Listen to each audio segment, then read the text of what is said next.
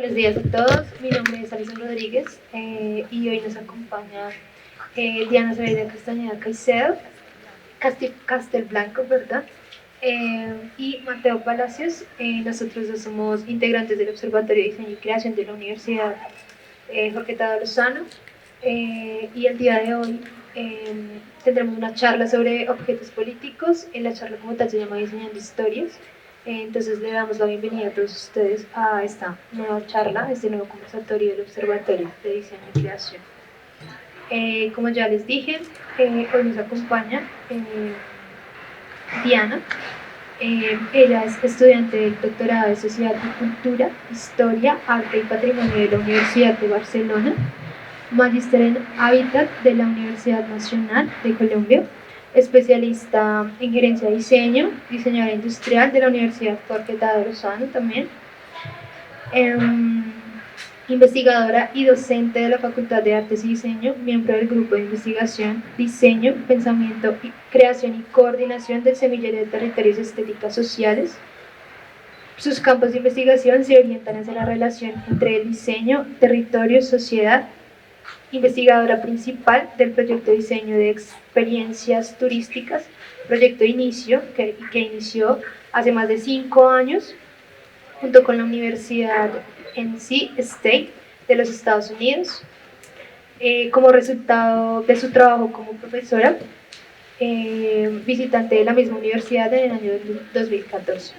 Ha sido ponente en importantes eventos nacionales e internacionales en campos de diseño, hábitat, política y estéticas sociales. Autora del libro Los relatos del objeto urbano, así como de varios artículos y capítulos de este mismo libro. Fue directora del programa de diseño industrial de nuestra universidad en el año 2016 y previamente coordinadora académica del mismo programa. Actualmente trabaja en torno a los estudios sobre la memoria y el olvido y recuerdo, buscando construir en torno a ellos significaciones y herramientas para su interpretación desde los campos de las artes y del diseño. Bienvenida, Diana.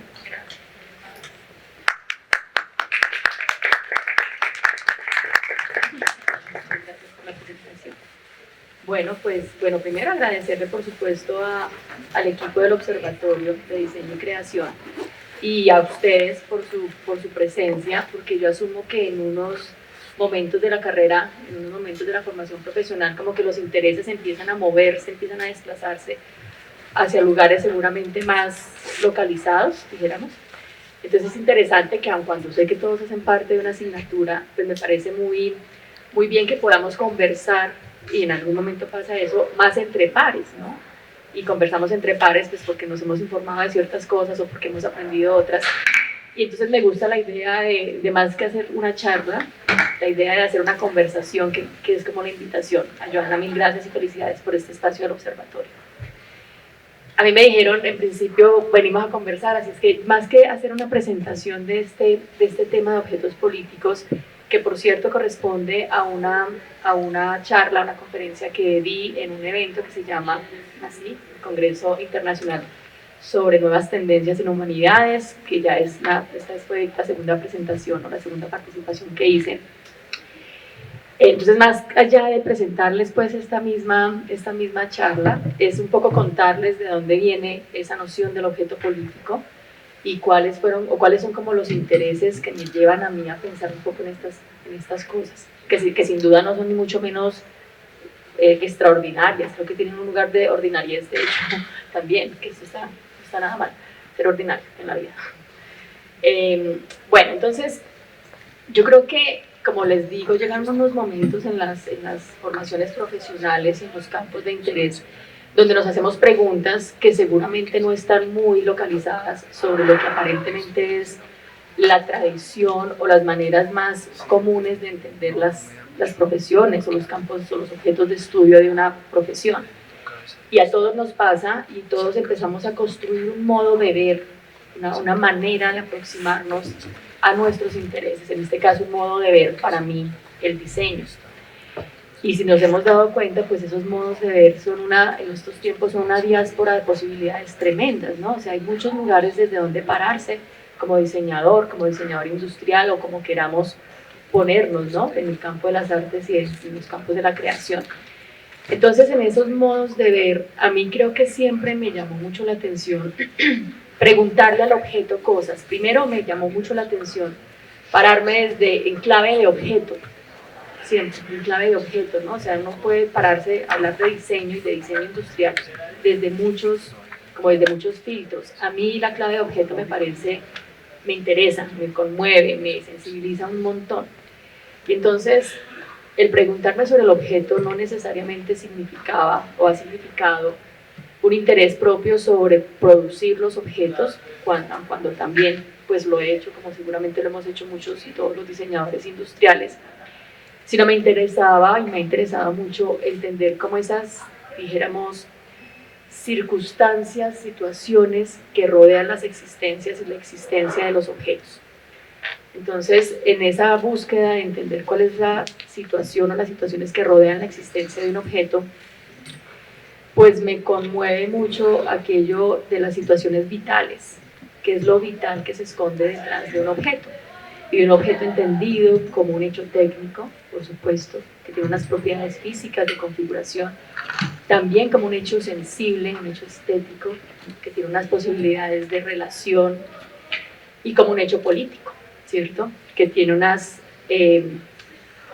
unos campos de dominación, dijéramos, ya hablamos con detalles sobre eso.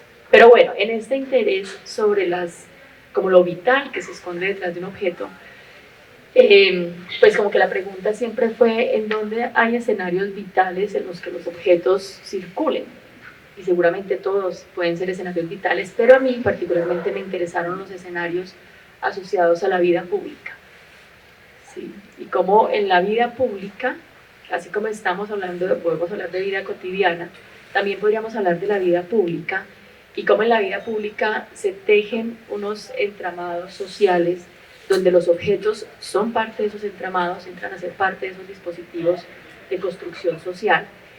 Y allí pasan muchas cosas en las que los objetos habitan de diferentes formas en esa vida pública. Entonces, en ese marco introductorio, me he venido preguntando ya a lo largo pues, como del proceso de formación y del proceso académico y del proceso de investigación, los objetos en la vida pública y la vida pública asociada a diferentes escenarios públicos. En principio, uno de los escenarios más públicos de los que pudiéramos tener conciencia todos es la ciudad, ¿cierto? Como se asume el escenario más público y de hecho más político en el que pudiéramos pensar cualquier cosa, en este caso los objetos. Entonces, en ese orden de ideas, empecé a trabajar la noción del objeto en el espacio público de la ciudad. Y pensar el objeto en el espacio público, pues me llevó a preguntarle muchas cosas al objeto y a preguntarle muchas cosas sobre el diseño. Y luego empezar a entender que seguramente la ciudad, si bien es un lugar por excelencia de lo artificial, es el lugar por excelencia de la artificialidad humana, dijéramos, también existen otros lugares donde se construyen esas vidas públicas. Y entonces, al pensar en esos otros lugares, como que la mirada se desitúa sobre un escenario concreto que es la ciudad y se empieza a hablar de la noción de territorio. Entonces, mirar el objeto desde el territorio, los múltiples territorios, pues empieza como a descentrar también el límite geográfico y físico de un territorio como la ciudad, que es una cosa muy física, ¿no? Uno lo puede entender con unas condiciones muy geográficas, insisto. Pero la noción de territorio es una noción también más circunstancial, si se quiere, es una noción un poco más situacional. Los territorios están constituidos por formas de ser, por formas de hacer, por formas de habitar. Entonces eso llevó a construir este semillero de investigación del cual tú mencionas, que es el semillero de territorios y estéticas sociales, en donde intentamos pensar los territorios en clave de objeto. Por ahí, espero hasta acá sea como claro. Entonces, bueno, aparece esta idea del objeto político. ¿Cómo aparece esa idea del objeto político en este marco de los territorios y toda esta noción de la vida pública y demás? Digamos que entre las cosas entre los escenarios o digamos como las fuerzas que yo empiezo a entender sobre un objeto, está la idea de cómo el objeto participa de la disputa, de la confrontación sobre lo público, y cómo hay objetos que de alguna manera son parte de la dominación sobre los territorios, cómo los objetos permiten también establecerlo, y la técnica en general es un discurso de dominación sobre los espacios públicos, dijéramos al principio, pero en general sobre los territorios. Yo voy a poner un ejemplo muy sencillo, que ustedes entiendo que vieron esta presentación, pero voy a poner otro ejemplo, no sé si estaba ahí también, y son los emuladores de calzado. Pues conocemos todos los emuladores de zapatos en Bogotá, por ejemplo. Y entonces hay todo un dispositivo social construido en torno a un emulador de zapatos, de calzado, un dispositivo social, también objetual, pero cómo esas formas distintas de esos dispositivos sugieren un lugar y una dominación y un poder sobre los territorios en donde están ubicados estos emuladores de calzado. No sé si pueden construir una imagen, por ejemplo, en la plazoleta de las Nieves o en el Parque de las Nieves, aquí en la séptima, donde uno puede ver unos emuladores de calzado que tienen todo un dispositivo ahí objetual, ¿cierto? Donde hay una idea de la permanencia, y eso supone una dominación de cierto orden en ese territorio, pero también seguramente uno puede encontrar emuladores que transitan y que tienen una itinerancia que se recorre por la ciudad con otro tipo de objeto. Eso es uno de los ejemplos, y como eso podemos encontrar muchos. Entonces, entender la dimensión seguramente política, o un modo de ver esa dimensión política, porque no será la única, es, me ha sugerido a mí pensar en el objeto como un dispositivo de poder, pensar en el objeto como un dispositivo de dominación, pensar en el objeto como un lugar desde donde se disputan las relaciones en la vida pública. Y eso, por supuesto, pues no está al margen de cómo se agencia, o de cómo son las agencias desde lo más institucional hasta lo más contrahegemónico, ¿sí? Cómo se agencia esa manera como el objeto aparece en la vida pública. Entonces hay diferentes niveles, ¿no? Entonces uno podría pensar que hay objetos muy asociados, por ejemplo, a estas agencias institucionales y oficiales, como puede ser un monumento público. Un monumento público denota de alguna manera unos discursos de poder y de dominación territorial devenidos de la institucionalidad y del discurso oficial, o del discurso histórico también. Pero hay otros objetos, como esto que les menciono de las ventas ambulantes, y, bueno, que no devienen de este lugar oficial, sino de otros lugares que son no oficiales, y desde los que uno podría pensar en la construcción de relatos de ficción, y no necesariamente los relatos históricos. Entonces, en ese, digamos, como en ese ramillete tremendo de posibilidades objetuales en lo público, en los territorios, pues comprender cuáles son esas confrontaciones, y de parte, o de dónde vienen las confrontaciones por el uso de lo público, en clave de objeto, insisto, pues nos ha llevado, digo a mí, al semillero de investigación, que por cierto aquí está Carla, una de las estudiantes del semillero, nos ha llevado como a pensar en cómo los objetos seguramente tienen unas narraciones, y construyen unas historias, y construyen unos relatos que se resisten a los relatos oficiales, que se resisten a los discursos institucionales sobre la vida social y sobre la vida pública. Y bueno, entonces esa noción, insisto, del objeto político, pues sí, efectivamente está muy vinculada al poder, a la dominación, a la disputa y a los escenarios donde la confrontación es posible. Esta presentación que ustedes vieron, si quieres podemos mirar, no sé, un par de ejemplos, como ya, si quieres avanza. Bueno, no voy a presentar, insisto, este ejemplo, ¿sí? Muchos de los ejemplos que están en esta presentación, que insisto, creo que ustedes la vieron, corresponden a un colectivo de un laboratorio urbano que me llama mucho la atención, que se llama Arquitectura Expandida. Es un laboratorio de arquitectos, de diseñadores, de antropólogos y bueno, de muchos otros de las ciencias sociales, que les interesa pensar cómo la ciudad, un poco esto que les estoy diciendo de la construcción y de las disputas sociales que se dan para hacer lo público, para hacer los espacios públicos, les interesa pensar cómo hay otras formas de construir y de construir la infraestructura de lo público. Y tienen muchos, muchos ejemplos. Yo siempre recomendaría arquitectura expandida como para entender otro lugar del objeto, otras preguntas que se le pueden hacer al objeto. Entonces, esto a mí me parece súper bonito porque es que es una silla. Esto no es más, es una silla.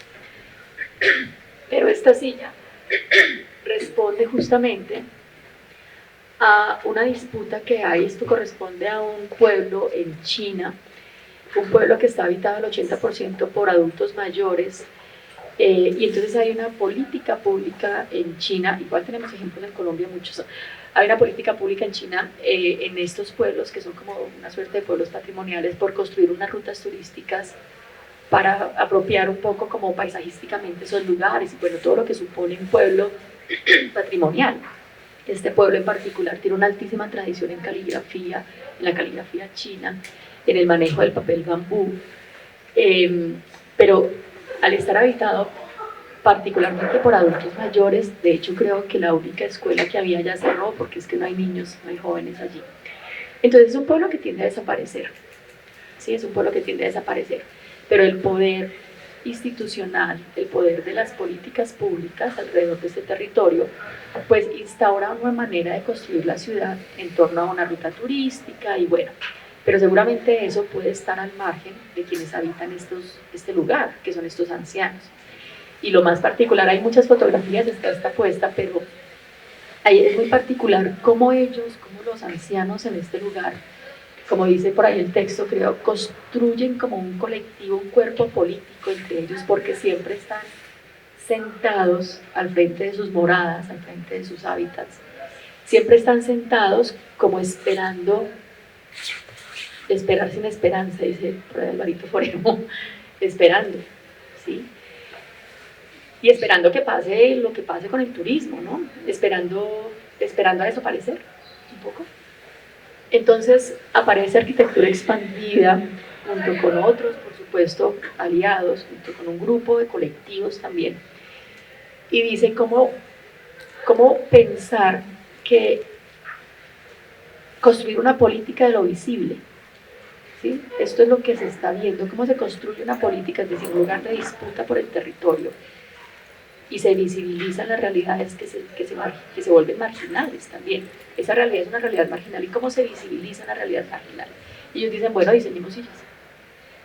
Para decir, entonces las sillas es, aquí seguimos, aquí aún estamos, aún no nos hemos ido, aquí permanecemos, y permanecemos sentados, pues somos adultos mayores, y permanecemos sentados. Entonces es una manera como el objeto entra a disputar un poco el territorio. ¿Sí? Y a disputar el territorio frente a unos relatos que son seguramente más hegemónicos. El relato del turismo que es altamente hegemónico. Y bueno, hay un diseño, es un objeto. Y como eso en esta presentación, pues hay varios que tomé, creo que muchos de este colectivo de arquitectura expandida, objetos como, no sé, la casa de la lluvia, la casa del viento, creo que también aparecen por aquí. Bueno, ese es el diseño del objeto. Aquí, por ejemplo, bueno, lo que les contaba de los voladores de calzado, estas imágenes siempre me han llamado la atención de lo que pasó en pandemia, que también es otro lugar de disputa del objeto y es como los relatos construidos sobre los objetos están muy montados sobre los bloques económicos e históricos del diseño. Sí, el bloque económico como que le ha dado mucho lugar al relato del diseño y el bloque histórico también. Entonces, esta noción de la tradición del diseño. Entonces esos dos relatos aún siguen siendo muy dominantes frente a cómo me apropio de los espacios públicos. Entonces cuando aparecieron este tipo de construcciones en pandemia, los objetos que aparecieron para poder establecer esas relaciones sociales y tal, entonces eran estos cubículos que bueno, siguen siendo, pues al final seguían fundados sobre el relato, sobre el bloque económico que le da sentido al diseño, ¿no? Bueno, discusiones entonces, preguntas que siempre me intento hacer sobre esos objetos que construyen relaciones sociales y preguntas sobre cómo hay formas de agenciar desde el objeto y desde el diseño la noción de lo público. Eso como marco introductorio, sí, está ahí. Muchas gracias, Diana. Bueno, pues algunos de los chicos prepararon preguntas para ti de acuerdo a pues, como a la introducción que haces y a la presentación. Entonces, pues, Bueno, y quisiera retomar también lo que planteabas. Me parece muy chévere que se pueda ver el diseño desde dos puntos, como tal en el espacio, como también parte de la habitabilidad que tenemos, y a su vez que eso que es habitable pues se vuelve algo político, ¿no? De pronto desde ese punto de vista me interesaría saber también si nosotros en nuestro rol de diseñadores, al momento de diseñar, ya deberíamos estar pensando en el discurso político que puede tener el objeto.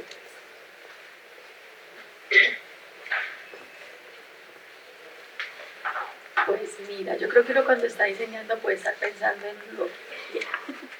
Sí, esa es como la maravilla justamente del diseño, ¿no? O sea, como cuando yo digo modos de ver, es porque este es un modo de ver y no necesariamente es el modo de ver, ¿sí? Entonces, la pluralidad sobre esas formas me parece que es tremendamente válida, de tal suerte que el diseño, la manera de producir, yo lo puedo entender desde una manera tremendamente ajena a todo este discurso, y eso no está mal, es una manera de hacerlo. Otra cosa es que de repente yo empiece a entender que pues, ¿por qué no pensar que los objetos y el diseño, más que ser parte del mundo de los hechos, hace parte del mundo de las ideas? Que eso es otra cosa, ¿no? Entonces, como que en ese escenario de pensar que el diseño construye un mundo de ideas, pues también hay muchos mundos, y hay muchas formas de historizar esos mundos y esas ideas. Entonces, esta es una manera y pues está muy bien para quienes les interesa pensar cómo los objetos ahí generan estas confrontaciones y esas disputas. No debería ser una condición, creo yo.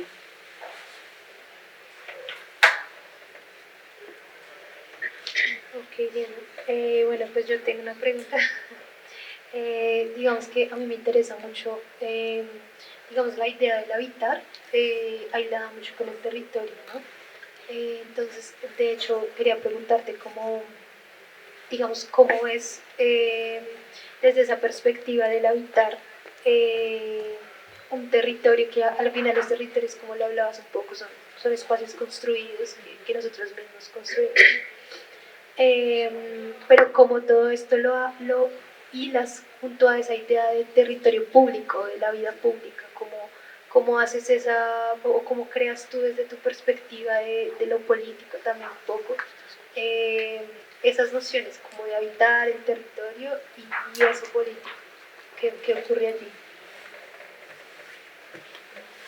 No, bueno, no sé si voy a responder como muy claramente tu pregunta, intentaré como desagregarla. A ver, o sea, cuando uno habla de la dimensión de lo político, probablemente a veces tiende a asumirla muy desde la política como un establecimiento, ¿no? Entonces quiero irme un poquito hacia allá pensando también en otro lugar en el que estamos trabajando ahorita con el semillero y que es el lugar de hecho también que estoy trabajando yo en el proyecto del doctorado y es la memoria. ¿Sí? La memoria y cómo en diferentes territorios la memoria asociada al conflicto social y armado en Colombia, que lo llaman como bueno, la guerra civil en Colombia. Entonces, cómo hay unos territorios en Colombia donde esta disputa por el uso del territorio, y no es un territorio, insisto, geográfico solamente, sino la disputa por el uso social, cultural, técnico, estético y demás de ese territorio, pues ha provocado también las desapariciones de ciertos objetos. Le estaba comentando yo ahorita a Sofía y que también Carla, por supuesto, lo conoce porque está trabajando un proyecto al respecto. Y entonces es como los territorios, esa dimensión política de los territorios permite situar, por ejemplo, objetos que caracterizan esas formas de ser y de hacer en los territorios. Esto puede estar muy vinculado con esos objetos que de hecho la Comisión de la Verdad los denomina como etnográficos, no sé bien por qué, pero son objetos como esos que cargan esas tradiciones. Entonces puede uno pensar en objetos como el canasto de vena, el catumare o el catumaré, o una atarraya, o las balsas, que tienen unas características territoriales muy fuertes, pero que al momento de ser parte ellos de ese dispositivo social de la violencia, pues a ellos también les pasan cosas violentas, ¿sí? Y es que entran en la dinámica del olvido o entran en esas transiciones a las que se someten las prácticas culturales. Entonces ese territorio que de alguna manera tenía cierta historicidad en torno a esas prácticas, pues cambia, y eso es natural, los territorios cambian.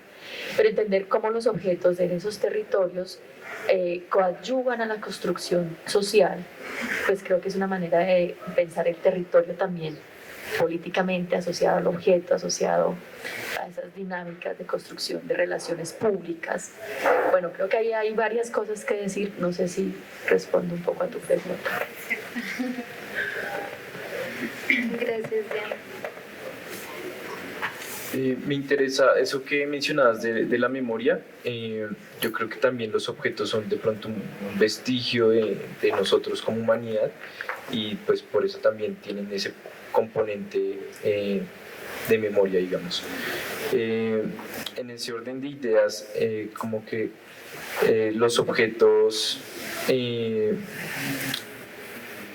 o sea, deberíamos entender los objetos por ese componente de memoria. O sea, espera, organizo mi idea y te lo pregunto bien. Pero me interesa eso, o sea, ¿cómo pueden los objetos, o sea, aprovechar ese potencial de generar memoria como para que puedan ser mejor aprovechados de pronto en los contextos públicos?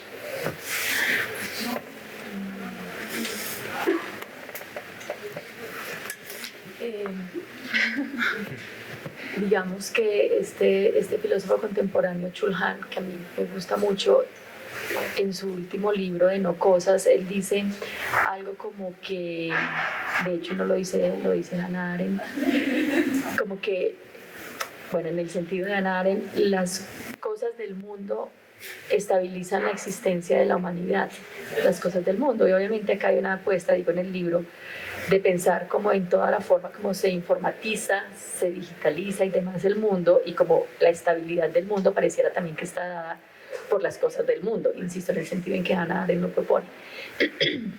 Pero bueno, como que al final, si lo trasladamos un poco más acá, pues uno pensaría también que los objetos le dan estabilidad a la vida, ¿sí? Y la estabilidad, también dicen ellos, la estabilidad de la existencia humana está vinculada con lo que permanece, ¿cierto? Con lo que está ahí, con lo estable. Entonces el objeto de esta noción de lo técnico es estable, permanece, en fin. Entonces lo estable garantiza como unas secuencias de la memoria. Y esto es una discusión súper bonita y que habrá que entenderla mucho. Seguramente no la entiendo yo muy bien, pero es un hecho que la estabilidad del mundo en estos días se ve fuertemente, es muy frágil, ¿no? Porque justamente no hay dispositivos de memoria, porque la memoria viaja por estas redes y por estas formas pues, que todos conocemos y que usamos. Entonces lo que no cambia, lo permanente, lo estable, pues se fragua mucho. Así es que seguramente los objetos sí podría uno pensar hipotéticamente que los objetos son constitutivos de la memoria del hombre. Hay un relato, de hecho, que mencionan en este libro, que no me acuerdo cómo es el relato, de una escritora japonesa, es un cuento de una escritora japonesa, que más o menos es como si llegara la policía de la memoria. Voy a parafrasear esto y seguramente lo voy a hacer mal, así que en el relato lo buscan, la relatoría. Es una historia sobre la policía, que habla un poco de cómo en cierto pueblo aparece la policía de la memoria.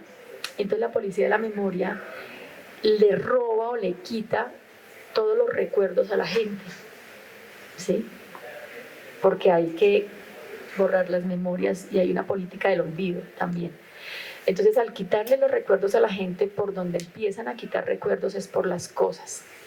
Entonces a la gente le roban, le quitan sus cosas. Es una policía de la memoria. Entonces, cuando de repente aparece alguna cosa, la gente ya no sabe para qué sirve, porque le quitaron sus memorias que eran estables en los objetos, en este caso. Entonces, bueno, ahí hay un relato, yo les puedo pasar el nombre del cuento, que es súper interesante, que describen, de hecho, en este libro lo describe Chul Han.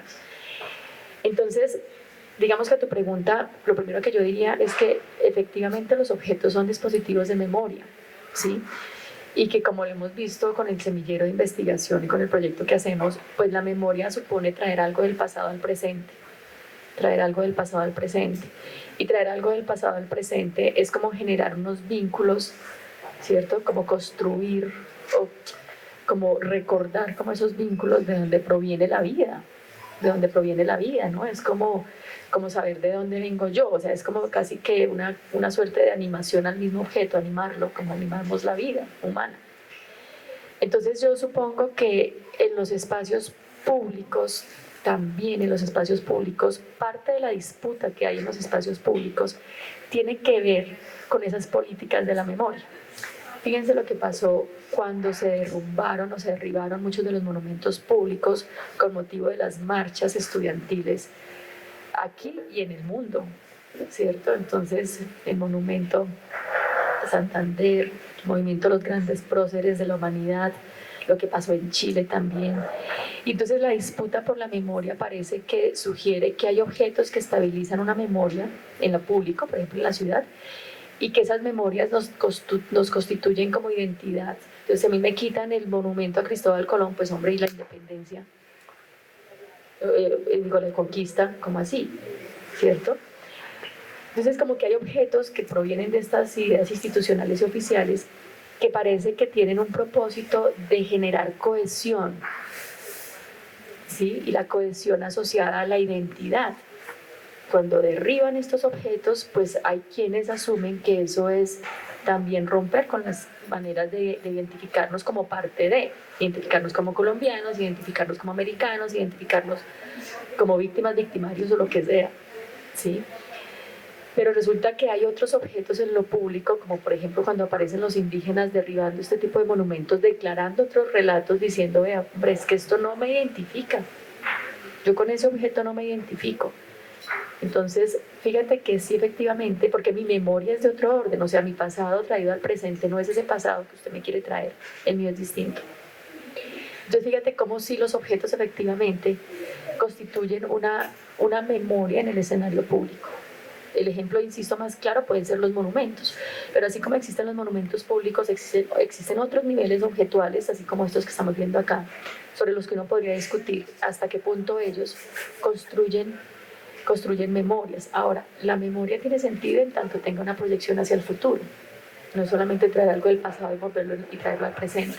Probablemente muchos de esos intentan como esa proyección hacia el futuro. Bueno, eso no sé si...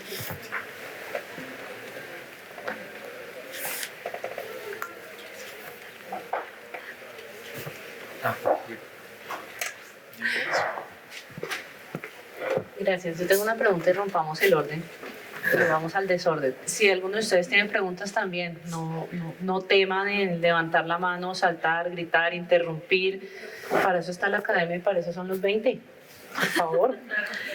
Bueno, yo tengo una pregunta, es que a mí este tema de memoria y olvido, tú sabes que me apasiona profundamente.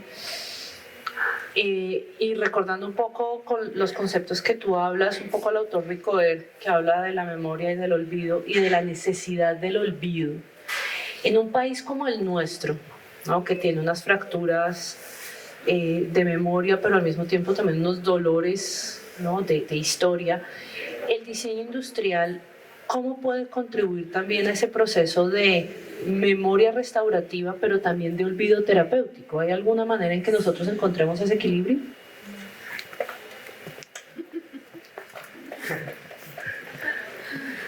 Yo no sé si el diseño industrial, o sea, fíjense que también aquí aparecen las discusiones sobre los campos, las disciplinas, ¿cierto?, las fronteras del conocimiento. Entonces probablemente, no sé si desde el diseño industrial, insisto, pero sí de nuevo pensando en clave de objeto. Yo no sé si ustedes tuvieron ocasión de ver una exposición que hubo aquí en el Museo de Artes Visuales que se llama Resiliencias,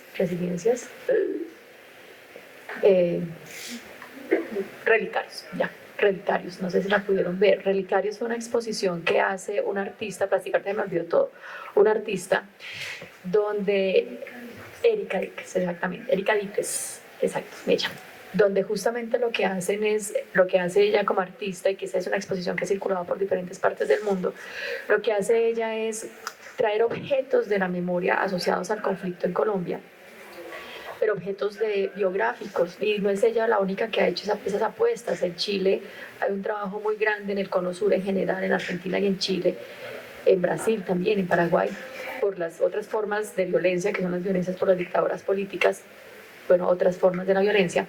Pero bueno, como que el interés ha sido un poco entender como el objeto biográfico, o sea, ese que tenemos nosotros y que habla de nuestras historias, o sea, ese lugar de la memoria biográfica, que es una memoria seguramente restaurativa desde el duelo mismo.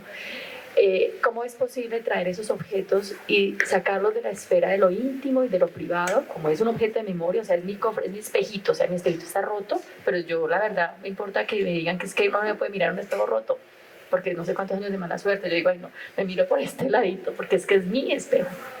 Entonces un poco lo que ellos hacen, esta artista y otros, es traer esos objetos biográficos e intentar ponerlos en la esfera de lo público. Fíjense lo interesante. Entonces los ponen en la esfera de lo público. A esta hora son unos cofres, unos relicarios, donde encapsulan objetos asociados a víctimas del conflicto social y armado en Colombia.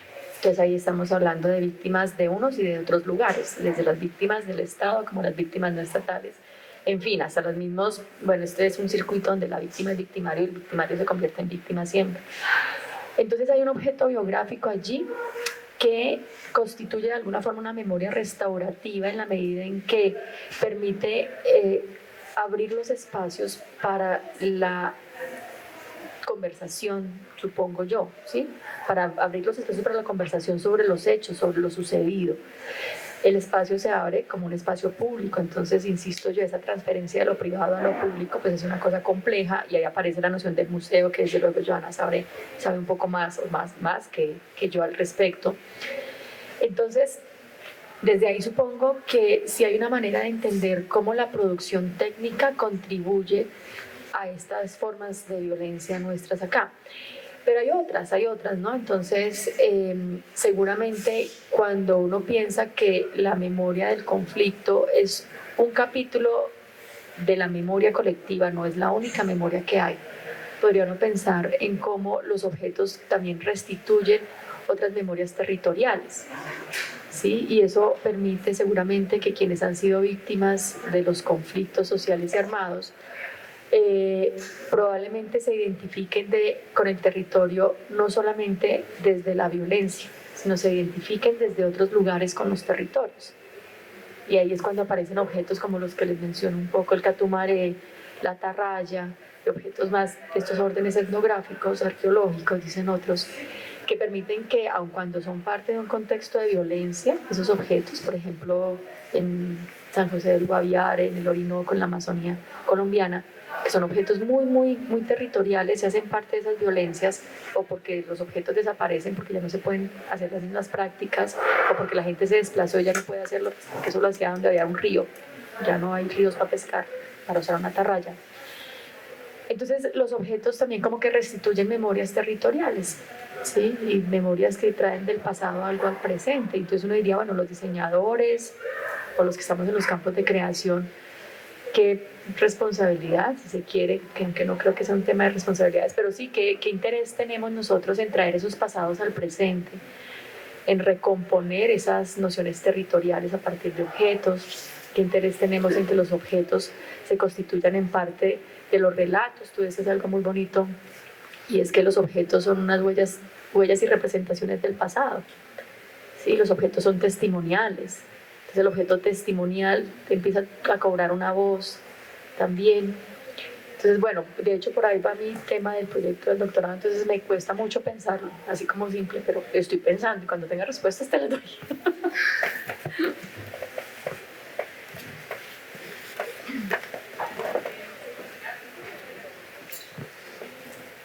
Hola Diana, pues teniendo en cuenta que pues tú dijiste que la memoria se digamos, solo tiene sentido si se pues contempla para un futuro específico y que la memoria, digamos, es una actividad con vínculos. Pues recurriendo un poco, porque creo que lo mencionaste, que leíste a Harari, todo el tema de imaginarios colectivos. Quería preguntarte, pues primero, cómo, o sea, si el objeto, cómo el pueblo, digamos, otorga esta identidad al objeto, lo que hace que algunos objetos tengan más importancia que otros, dependiendo pues la zona o el territorio que estemos trabajando. ¿Cómo se añade esta carga cultural o simbólica a un objeto pues que llega a ser público y que convierte a un objeto en perdurable en la memoria o no? O sea, ¿qué es eso que lo hace que perdure?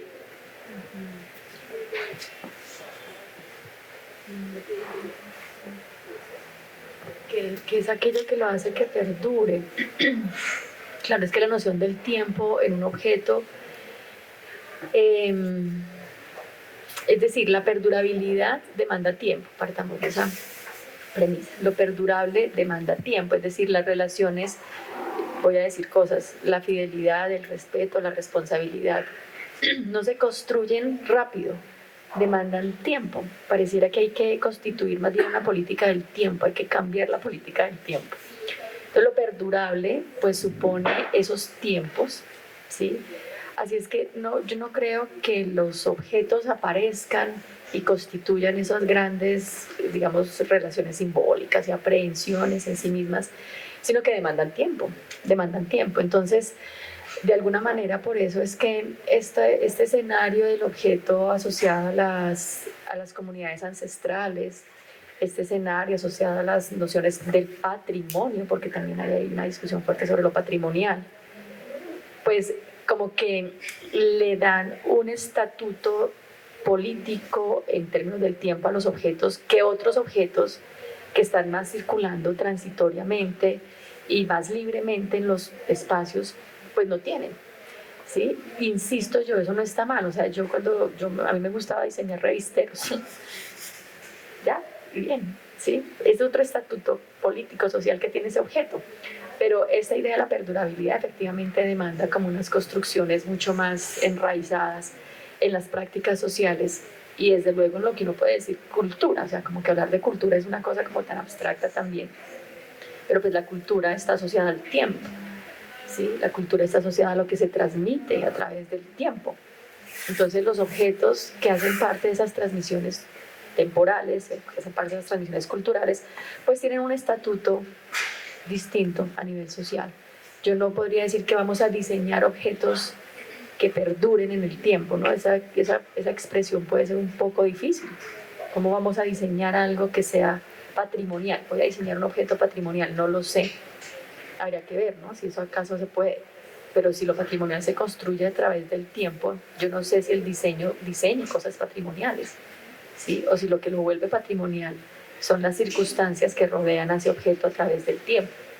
No sé, no creo que sea un diseño que yo me proponga hacer. ¿Alguien tiene más preguntas? Pues, hola Diana. Con respecto a lo que estabas hablando ahorita, pues relacionado con la memoria, me preguntaba en cómo los objetos que estuvieron presentes en el conflicto armado colombiano se les agrega esa memoria restaurativa sin caer en, pues, en la revictimización. Total. No sé. Invito a que lo respondamos. Eso sí, es una cosa muy compleja, ¿sabes? O sea, creo que parte de las tareas fuertes que tienen los espacios de construcción colectiva sobre la memoria, hablo de los museos y otros, es no llegar a la revictimización, ¿sí? Yo entiendo estas exposiciones de las que hablo como relicarios u otras, insisto, muchas, el Museo de la Memoria probablemente, el Centro Nacional de Memoria Histórica y bueno, todos los que se están ocupando en estos tiempos al respecto, pues tienen una tarea, o tenemos todos seguramente como ciudadanos una tarea importante y es, pienso yo, en restituir otras memorias, ¿sabes? Que es un poco el ejercicio que intentamos hacer con Carla. Carla está trabajando su proyecto en el Sumapaz, justamente con las memorias del conflicto en Colombia asociadas a los desplazamientos al desplazamiento humano, por donde, digamos, uno de los territorios más afectados son o las poblaciones más afectadas que llegaron al Sumapaz. Entonces, si bien uno dice, no, pues que la violencia se está contando y se está contando tanto con 11 tomos en los tomos de la Comisión de la Verdad, y cada tomo con 14 libros, y esta vaina es inleíble. Es una cosa así abrumadora, sí. El tomo territorial, por ejemplo, contiene 14 libros. Y cada libro son 600 hojas, más o menos, ¿no? Entonces uno leerse el tomo pues, de la Amazonía, ya eso es como la Ilíada y la Odisea, que no sé si algunos no la leímos o no, muy complejo. Entonces uno dice, bueno, aquí hay muchas maneras ya de contar las violencias y de contar la violencia y los objetos. De hecho, la comisión tiene un capítulo de objetos que es sobre los que estamos trabajando nosotros, que estoy trabajando también yo en el doctorado. Entonces tiene un capítulo de objetos que intentan contar como los objetos que las personas donaron para contar o para hablar, digamos, restaurativos en términos de unas jarras, por ejemplo, para hablar de en Boyacá o en el territorio cundiboyacense, como las jarras y esa manera de producir en ese territorio a partir del barro. Entonces diseñan jarras, pero cuando hacen un espacio de socialización en pro de esa verdad, entonces las rompen, las jarras, que es una cosa mucho más ritual. Que rompen las jarras y es la intención de cada uno reconstruye esa jarra contando historia, ¿no? Es tremendo, es duro, es un proceso duro. Pero bueno, el cuento va que si bien esos objetos representan esas memorias y tienen muchas formas de hacerlo frente a la violencia, yo me preguntaría si hay otras memorias de los territorios que no son violentas. Y probablemente explorar esos otros objetos que no hablan de la violencia puede ser una manera para no revictimizar.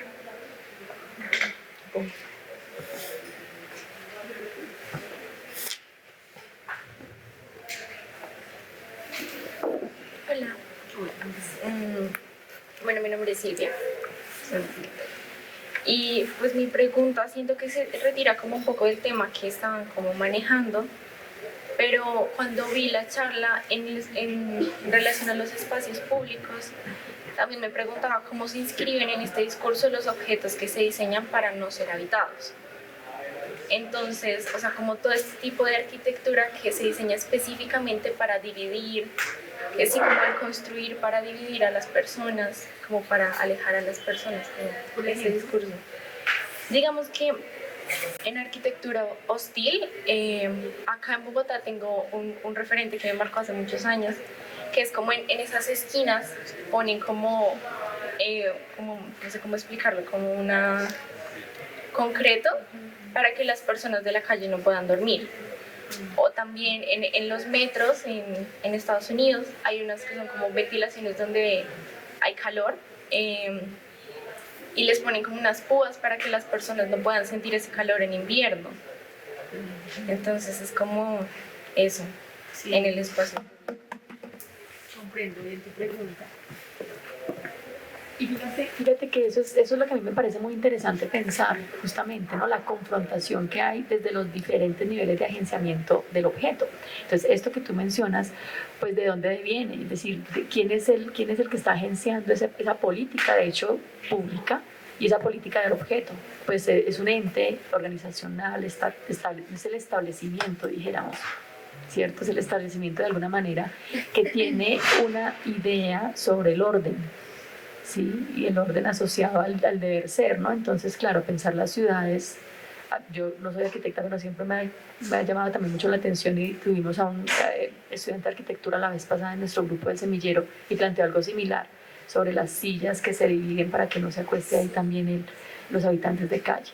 Entonces, mira que esos objetos, si uno pensara en el mobiliario público, en ese sentido así súper radical, el mobiliario público pues está hecho a la luz de una manera de entender la ciudad, que es una manera institucional, un establecimiento, pero seguramente aparecen discursos de resistencia frente a eso, ¿sí? Entonces hay otros agentes sociales que no son agentes del Estado, que no son agentes oficiales, sino agentes sociales, actores sociales, que hacen parte de las bases seguramente de la sociedad, desde donde se construyen otros discursos objetuales que se resisten a los primeros, ¿sí? Entonces yo creo que esa disputa es la que me parece muy potente de pensar como diseñadores, como creadores y como, ¿sí? Las disputas que el objeto provoca, o sea, el que se atreve a decir, hacemos baños para los habitantes de calle, pues porque es que habitan la calle, entonces la discusión sobre el habitar lo público, como quiera que la habite, permanente o transitoriamente, y hacemos baños para los que habitan las calles, y los que dicen que hay que cobrar para entrar al baño público. Entonces, esa es la disputa justamente, esa es la disputa, y así están los objetos, hacen parte de ese escenario de confrontación y de negociación, sin duda alguna. ¿Sí? Entonces la vida pública supone eso, una confrontación y una negociación permanente sobre cómo habitarlo, cómo habitar esa vida pública, pero también cómo construir eso público desde objetos.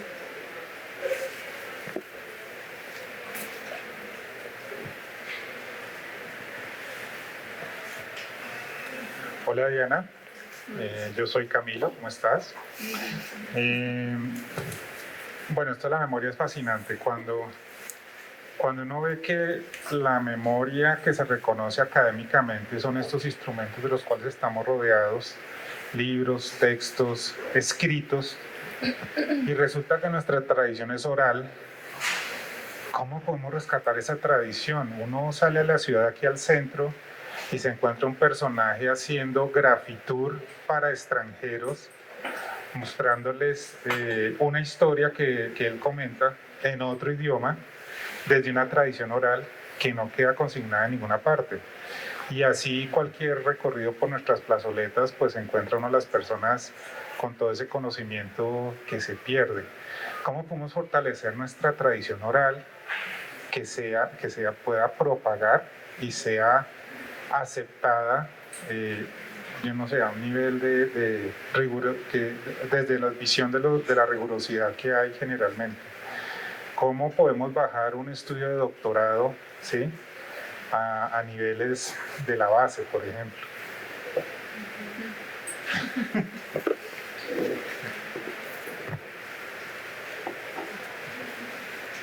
No sé, Camilo.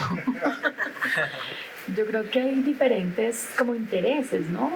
Y vuelvo y digo, o sea, los intereses son esos, son intereses, y seguramente hay intereses que están más localizados en las descripciones de los hechos. Entonces uno puede coger todas estas cosas que pasan y describirlas y poder conversar sobre esos hechos de maneras no academicistas, no sé cómo se dice, y por la conversación, es decir, como que construir, abrir los espacios de lo público es fundamental, abrir los espacios públicos por donde circule la palabra, eso es fundamental. Sí, y de hecho la ciudad tiene esa misión también, ¿no? Las plazas públicas, en las plazas públicas sucedían las arenas políticas. La plaza pública hoy en día pues se transforma tremendamente, ya no es el espacio para permanecer, ¿cierto? Y para construir esta conversación que seguramente tenemos por allá en nuestras memorias de los viejos hablando y tal, en el espacio público, porque lo público se trasladó a la red. Entonces ya lo que antes circulaba el flaneur, aquel que deambulaba por las calles en las ciudades, ahora deambula por las redes. Entonces, bueno, seguramente hay que rescatar otra vez el escenario de lo público, y ese público que supone, por ejemplo, la ciudad y el espacio público que no está cargado de estos rigores, que marcan como esas distancias, ¿no? Ahí hay algo que pensarse. Y seguramente por ahí circulan unas formas de la palabra, y circulan unas formas de la palabra no oficial, y circulan unas formas de la palabra que se aproximan más a los hechos. Pero también hay otros lugares que para algunos también pueden ser interesantes, y es por donde circula esa explicación y esa comprensión de los hechos. Sí, que es una explicación, una comprensión bajo otros rigores y bajo otros protocolos. Entonces yo no creo yo que una cosa tenga que negar la otra, sino que es una manera más bien de entender en dónde situamos los intereses de cada uno, ¿sí? Y en dónde situamos intereses que en algún momento sean provocaciones para que nos desplacen hacia otros lugares. Entonces puede que en una provocación urbana, en una provocación de ciudad, donde circula la palabra no oficial y donde circula el relato más bien de ficción, fenomenológico, en ese circular probablemente a algunos les interesa coger eso que circula y comprenderlo desde otros lugares, ya no desde el lugar descriptivo de los hechos, sino desde el lugar analítico de los hechos.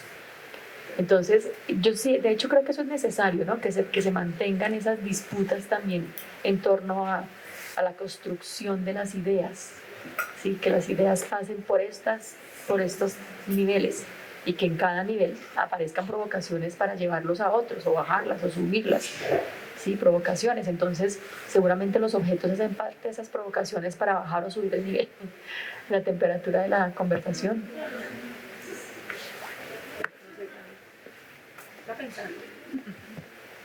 ¿Alguien tiene más preguntas? Buenos días, días. Es que ahorita que estábamos hablando de monumentos, me surgió como una duda que, o sea, yo sé que es como importante mantener en la historia como relatos para que no se vuelvan a repetir, pero digamos en monumentos como, no sé, estatuas de Cristóbal Colón o monumentos de 9/11. O sea, es importante como recordar eso, pero en el caso del 9/11 no puede también como cada vez que alguien nuevo lo vea, como redirigir un poco hacia el odio o aversión hacia los musulmanes, o digamos, no sé, ver una de Cristóbal Colón y seguir como teniendo el concepto día a día como de que a los europeos se les mira hacia arriba y a los latinos hacia abajo. Entonces no sé pues hasta qué punto como es importante ese recuerdo en los monumentos, no sé. Una discusión. Sí, ese es como el lugar más fuerte de la discusión, ¿no? ¿Qué se recuerda? ¿Qué se recuerda? Sí, entonces los monumentos, la pregunta es sobre el qué. Entonces se recuerda un hecho violento, se recuerda, bueno. Y claro, la memoria tiene sentido en tanto otorgue sentido a algo. Entonces una cosa es ver el monumento y otra cosa es darle el sentido a eso, ¿no? Entonces ahí hay una discusión fuertísima frente a lo que tú estás diciendo, y es la necesidad del monumento para recordar, y la necesidad del monumento para recordar qué, y la necesidad del monumento para saber quién recuerda qué.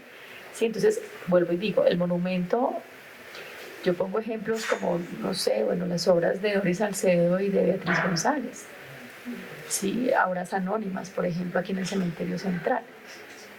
Entonces, bueno, la obra Fragmentos también, ¿sí? Todas las obras que también de hecho son producto de otras hegemonías, probablemente no del Estado, aun cuando sí, pero también hegemonías académicas, hegemonías de la cultura, ¿no? Entonces, cuando los relatos se cuentan desde las versiones hegemónicas, que son las versiones oficiales, bien sea estatales, culturales, académicas, en fin, pues los relatos son parciales.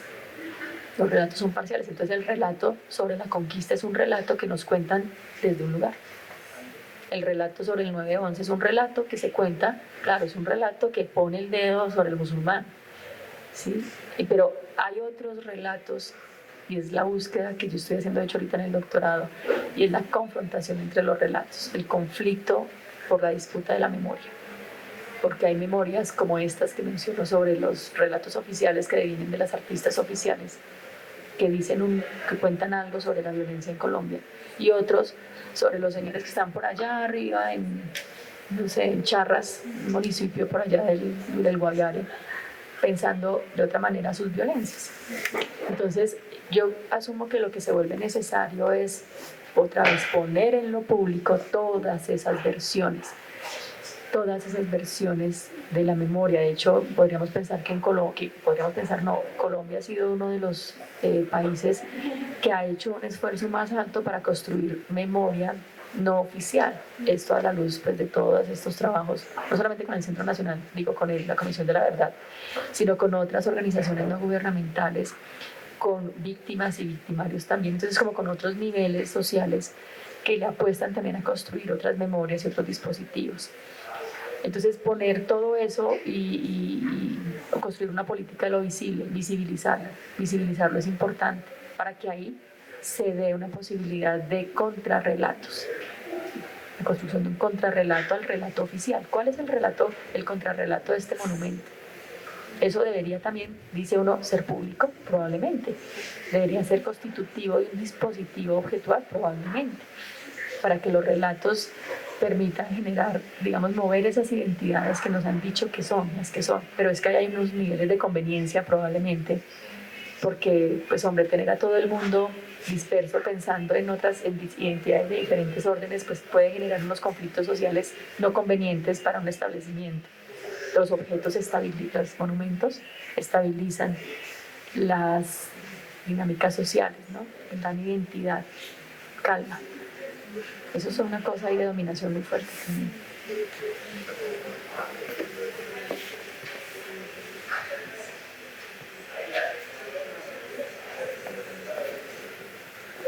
Bueno, Diana, creo que hemos aprovechado mucho como tu conocimiento, de pronto como que esperamos a veces, como en las preguntas que te hacemos también, como ver qué estás pensando y de pronto como ver si de pronto esa opinión es similar entre todos.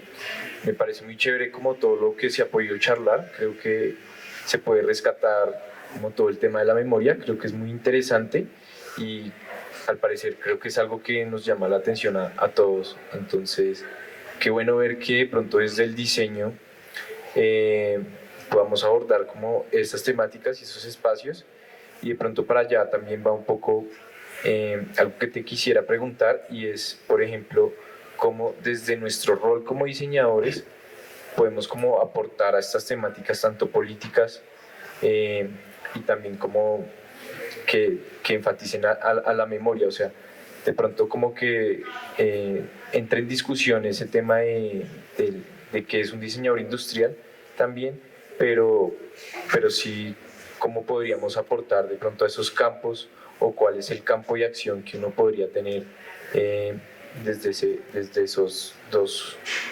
temas.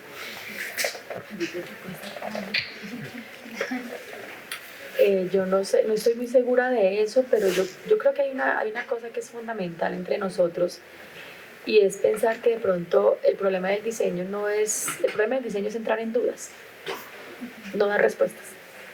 ¿Sí? Que eso es una cosa en la que de repente estos bloques económicos e históricos del diseño nos han llevado seguramente a dar respuesta. Los diseñadores, además ese concepto del proyecto, ¿no? Siempre es una respuesta.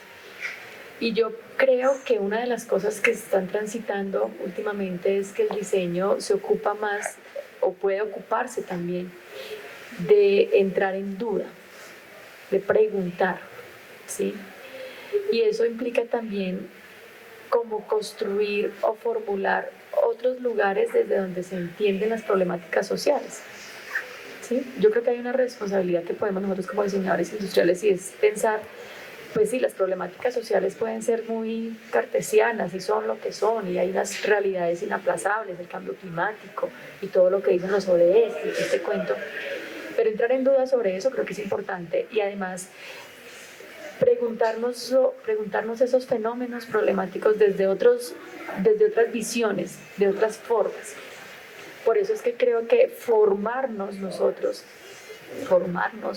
en el debate, en la duda, en la pregunta, es muy importante. Además de formarnos, claro, llega un momento en que dicen, bueno, ya, y de aquello que, pues claro, hay que hacerlo, hay que responder. Pero creo que la primera parte a veces la omitimos por el afán permanente que tenemos en estas sociedades modernas de estar constituyendo mundos con respuesta. Y de pronto hay un momento, por eso hablaba yo de una política del tiempo que se necesita como cambiar. Y hay un momento en que hay que parar un momento y dedicarnos seguramente a construir más bien las preguntas, porque probablemente por ahí es que estamos fallando. Creemos que las preguntas son las que son y nos dicen, venga, miremos a ver si hay que hacer otras preguntas. Eso por un lado. Y por otro lado, yo también creo que es algo que viene pasando hace mucho. Yo recuerdo mucho en el 2010, cuando yo entré aquí de profesora de tiempo completo, hice una exposición, era lo que Hablamos de Diseño, y presentaba algunos trabajos de los estudiantes en esa exposición. Y en esa época estábamos empezando ya a hablar de cómo el diseño entra en lo público. Sí, entonces los estudiantes estaban muy... Me acuerdo una imagen de un chico que hace parte hoy día de Bicicultura Tadeísta. Entonces él mostraba como la relación de este objeto ornamental, del objeto privado, dijéramos, ¿cierto? El objeto que satisface este deseo un poco privado, y luego ponía en contraste otra cantidad de objetos públicos, y entonces empezábamos a hablar de cómo esa posibilidad que empezamos a construir los diseñadores de hacer parte de otros escenarios laborales pues era muy potente. En ese momento no era una evidencia fuerte, pero hoy día sí la es. Entonces ya sabemos que los diseñadores no solamente estamos circulando en un escenario de manufactura tradicional, que es uno, sino que estamos circulando también en otros escenarios donde las empresas son de otros órdenes, las organizaciones sociales son de otros órdenes, no es el modelo empresarial tradicional, sino es otro modelo empresarial, ¿sí? Otras formas de las economías, ¿sí? Otras formas de las organizaciones, insisto. Entonces yo creo que también panear y rastrear cómo es que las economías y la propuesta de valor del mundo se descentra de la propuesta de valor del modelo tradicional capitalista es importante para que veamos dónde más entramos los diseñadores. Y por eso aparecemos ya en escenarios políticos y públicos que antes probablemente no estábamos. Entonces hoy en día hay diseñadores industriales siendo asesores políticos de alguien. Bueno, porque hay una manera de entender otros modos de ver el diseño, ¿no? Eso hay que buscar.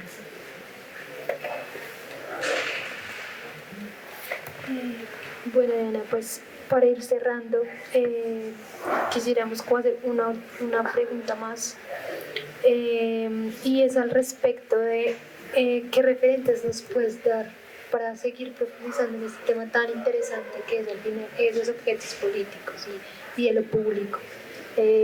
No necesariamente bibliográficos, pueden ser colectivos, pueden ser unas nociones más de lo que tú hablabas, como de las construcciones que las mismas personas que no están dentro de lo hegemónico hacen de esto. Entonces, si quisiéramos saber qué les puedes decir al respecto. Bueno, en principio pues me parece chévere, como les decía hace un rato, este colectivo de arquitectura expandida, y me parece interesante el trabajo que hacen como laboratorio urbano, donde no, de hecho el nombre yo creo que no ayuda mucho porque lo sitúa muy ahí desde la noción de la arquitectura, pero es un colectivo grueso, y cada proyecto que ustedes ven, hay uno que es muy bonito, que se llama No Me Olvides, que también es una silla carretilla en el cementerio de Neiva, a propósito de los NN, por violencia, por conflicto en Colombia. Entonces esa cantidad de columbarios que están desocupados, y aparece una carretilla, un objeto que se diseña para que la gente vaya, se siente y hable de sus muertos. Entonces me gusta mucho ese tipo, a mí me encanta ese tipo de propuestas, y fíjense que siempre es en clave de objeto, pues eso es lo que me gusta a mí.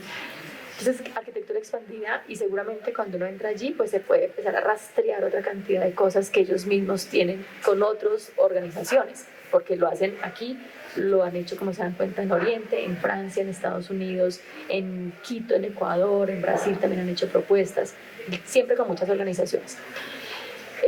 Bueno, referentes interesantes, pues que a mí me interesan últimamente leer mucho, Elizabeth Jelly, con este cuento de la memoria, sí, que es una mujer que plantea como ese debate político de la memoria, que es muy potente. Por supuesto me interesa como esta mirada más hacia los órdenes de la estética de la política, la política de la estética y la estética de la política, con Walter Benjamin, con Paul Ricoeur también, por supuesto. Digamos que son modos de ver, insisto, como desde un lugar estético, como desde un lugar ya mucho más práctico y técnico como este, unos lugares mucho más sociales, Lefebvre, pues como autores, pero pues creo que como diseñadores tenemos que sensibilizarnos con el mundo material también, ¿no? Que eso también es clave, o sea, no simplemente entrar en unas discusiones gruesas y al final uno dice, pues si somos diseñadores, nos sensibiliza la cosa, nos sensibiliza la técnica, nos sensibiliza lo visual. Entonces, chévere como más bien que ustedes seguramente tienen muchos más ejemplos y muchos más casos que puedan compartir y que podamos rotarlos, sería genial. Yo encantada. Bueno, Diana, pues muchas gracias por este conversatorio, estuvo muy chévere, creo que nos diste una opinión muy interesante, tanto del diseño industrial como de los objetos, como de la memoria. No sé si alguien quiera aprovechar este momento para hacer una última pregunta. Sí. Listo, entonces yo creo que ya vamos cerrando. Por parte del semillero los invitamos a seguirnos en nuestras cuentas de Instagram, de Facebook. Esta charla va a ser retransmitida el día lunes por si quieren volver a verla o acudir a ella como referente o algún punto en especial que les haya llamado la atención. Nada, muchas gracias y los esperamos en un próximo encuentro de Diseñando Historias.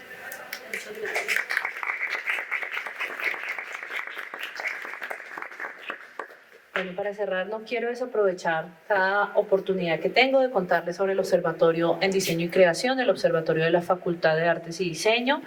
Somos 6 profesores, entre ellos su profesor, el profesor Camilo Angulo, es uno de los observadores senior. También tenemos profesores de interactivo, de arquitectura, de diseño gráfico y de, obviamente, diseño de producto. Entonces somos como un equipo de profes que está de la mano con un gran equipo de estudiantes, que también tenemos estudiantes de toda la facultad, ¿no? Somos un semillero que se enfoca en estudios transdisciplinares en la creación, en el diseño, en el arte.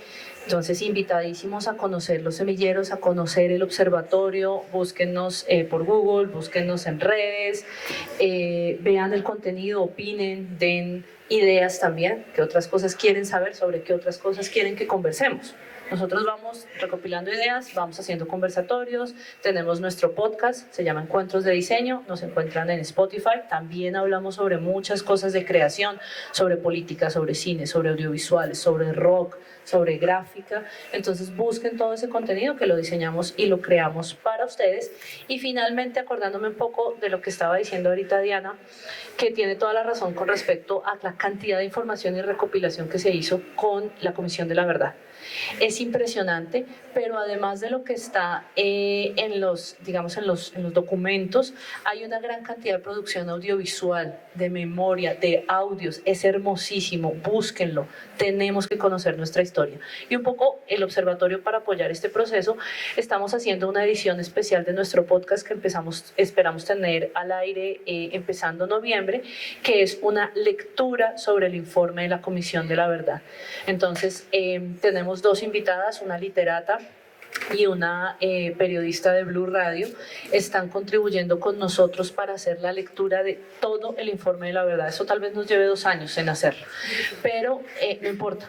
Hay que leerlo, hay que escucharlo. A veces uno dice, uy, eso no, yo no lo voy a descargar. Pero ¿qué pasa si ustedes van descargando ese pod y lo van escuchando mientras vienen para la universidad y van escuchando esa historia que nadie nos ha contado y que como país tenemos que escuchar? Entonces lo tendrán en redes, estará de libre distribución, no solo para los estudiantes de la universidad, sino ojalá para todo el mundo. Compártanlo con muchas personas que se tomen el tiempo de escuchar esta edición especial de nuestro podcast, enfocado en precisamente eso, traer un poco más cerca esa Comisión de la Verdad. Muchísimas gracias y esperamos vernos en nuestros otros eventos. Chao, chao.